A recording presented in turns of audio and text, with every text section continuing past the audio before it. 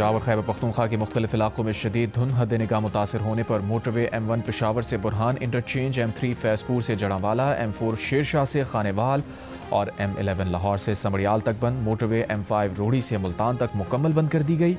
قومی شاہراہ پر بھی دھند کے باعث ٹریفک کی روانی متاثر۔ موٹر وے پولیس کا رات میں غیر ضروری سفر نہ کرنے کا مشورہ۔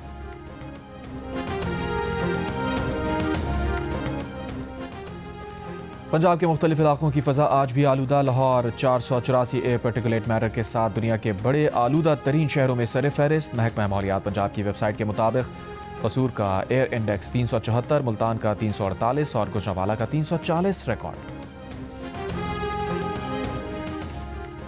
دبئی اور ابوظہبی کے مختلف علاقوں میں گرج چمک کے ساتھ موسلادھار بارش۔ ورک فرام ہوم نافذ، نجی سیکٹر کو بھی ریموٹ ورک پالیسی اپنانے کی ہدایت۔ صرف انتہائی ضروری عملہ دفاتر آئے گا۔ دبئی کا گلوبل ولیج اور این دبئی عارضی طور پر بند۔ اسکائی ڈائیو دبئی کی تمام سرگرمیاں معطل۔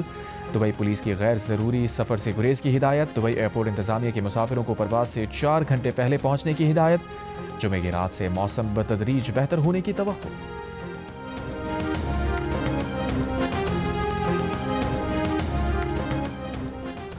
پاکستان کی خفیہ اطلاع پر بڑی کارروائی۔ داعش خراساں کے ترجمان دہشت گرد خارجی سلطان عزیز عزام کو گرفتار کر لیا۔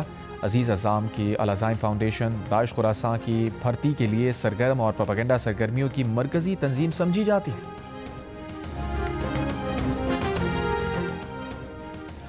آسٹریلیا کے وزیر اعظم کا شہریوں سے ممنوع اور غیر قانونی آتشی اسلحہ خریدنے کا اعلان۔ کہا 1996 میں پورٹ آرتھر سانحے کے بعد آسٹریلیا کے بندوق قوانین میں کافی حد تک اصلاحات کی گئیں اور اسلحہ واپس خریدا گیا، لیکن اس بار اسلحہ واپس خریدنے کی پہلے سے بڑی مہم ہوگی۔ بونڈائی واقعے کے بعد آسٹریلیا کو عوام سے مزید اسلحہ واپس لینے کی ضرورت ہے۔ نیو یارک شہر کے میئر زہران ممدانی کی نئی انتظامیہ میں اہم رکن کیتھرین ڈاکوسٹا مستعفی ہو گئیں۔ انہوں نے یہ اقدام ایک اشرے پرانی یہود مخالف پوسٹ سامنے آنے پر کیا۔ کہا وہ سن 2000 اور 2012 کے دوران کی گئی اپنی سوشل میڈیا پوسٹ پر افسردہ ہیں۔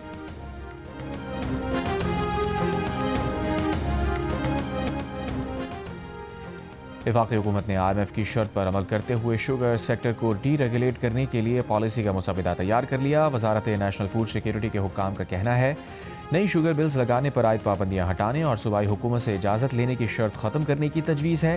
شوگر ملز کو خام چینی کی درآمد کی اجازت دینے کی بھی تجویز ہے، لیکن کرشنگ سیزن میں خام چینی کی درآمد کی اجازت نہیں ہوگی۔ پاکستان نے IMF کو شوگر سیکٹر ڈی ریگولیٹ کرنے کی یقین دہانی کرائی ہے۔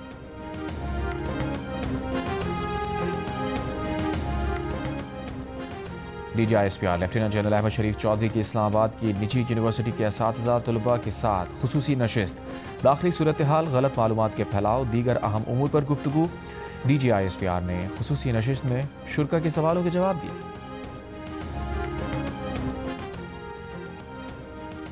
9 مئی کو کلب چوک GOR کے گیٹ پر حملے کے مقدمے میں پیش رفت۔ کوٹ لکھپت جیل میں کیس کی سماعت۔ ڈاکٹر یاسمین راشد سمیت دیگر 33 ملزم کا بیانات ریکارڈ کروا لیے گئے۔ پروسیکیوشن کے تمام 41 گواہوں کے بیانات پر جرح مکمل ہو چکی۔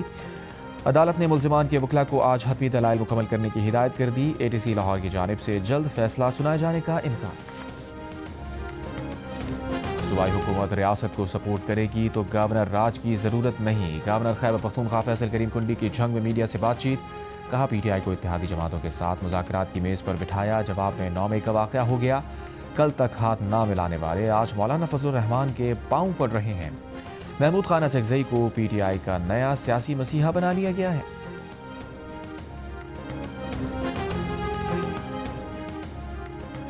PTI آزاد کشمیر کے رہنماؤں کی پیپلز پارٹی میں شمولیت سے متعلق تقریب۔ گورنر پنجاب سردار سلیم حیدر خان، صدر PP آزاد کشمیر چودھری یاسین اور دیگر رہنماؤں کی شرکت۔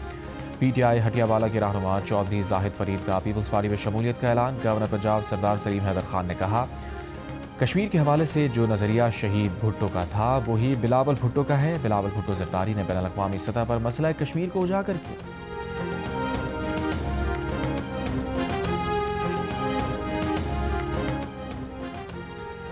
اراکین پارلیمنٹ کے 104 نئے فیملی سویٹس کی تعمیر کی منظوری۔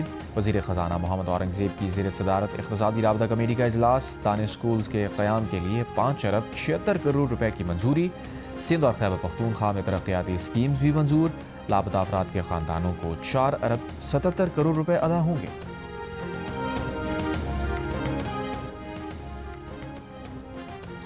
قومی ایئر لائن کے 51 سے 100% حصص فروخت کیے جائیں گے۔ ڈاکٹر عفنان اللہ خان کی زیر صدارت سینٹ قائمہ کمیٹی نجکاری کے اجلاس میں معاملہ سامنے آ گیا۔ سیکرٹری نجکاری کمیشن نے بتایا 23 دسمبر کو قومی ایئر لائن نجکاری کا عمل بولی آنے سے کھلنے تک لائیو دکھایا جائے گا۔ مشیر نجکاری نے بتایا وفاقی کابینہ نے روزویلٹ ہوٹل کی نجکاری کے بجائے جوائنٹ وینچر شروع کرنے کا فیصلہ کیا ہے۔ برطانیہ میں لڑکوں میں عورت دشمنی کی ابتدائی علامات پہچاننے کے لیے 20 ملین پاؤنڈ سے ٹیچر ٹریننگ پروگرام شروع کر دیا گیا۔ اسکولز میں صحت مند تعلقات اور آن لائن خطرات پر تعلیم لازمی قرار دے دی گئی۔ جن لڑکوں میں عورت دشمنی کی علامات پائی گئیں ان کے لیے خصوصی اصلاحی پروگرام شروع کیا جائے گا۔ برطانوی وزیر اعظم کیئر سٹارمر نے کہا وہ چاہتے ہیں کہ ان کی بیٹی برطانیہ میں ایسے ماحول میں پرورش پائے جہاں وہ اسکول میں دوستیاں بنانے میں اور آن لائن محفوظ ہو۔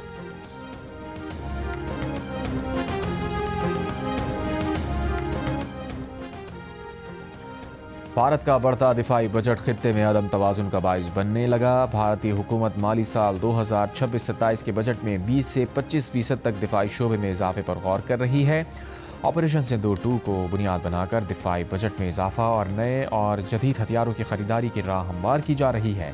رافال اور دیگر طیاروں کی تباہی اور دفاعی نظام S-400 کی ناکامی کے بعد بھارت نئے مہنگے عسکری ساز و سامان کی خریداری کرنے کا خواہش مند ہے۔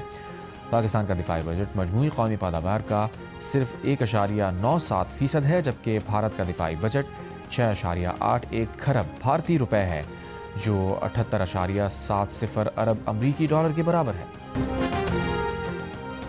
غزہ جنگ بندی مذاکرات کا اگلا دور جمعے کو امریکہ کی میزبانی میں میامی میں ہوگا۔ فرانسیسی خبر ایجنسی نے وائٹ ہاؤس اہلکار کے حوالے سے بتایا ٹرمپ کے خصوصی ایلچی اسٹیو وٹکوف فلوریڈا میں قطر، مصر اور ترکی کے سینئر حکام سے ملاقات کریں گے۔ امریکی صدر کا کہنا ہے کہ اسرائیلی وزیر اعظم نیتن یاہو سے کرسمس کی تعطیلات کے دوران فلوریڈا میں ملاقات ہو سکتی ہے۔ واضح کیا نیتن یاہو سے ملاقات طے نہیں، لیکن وہ ملنا چاہتے ہیں۔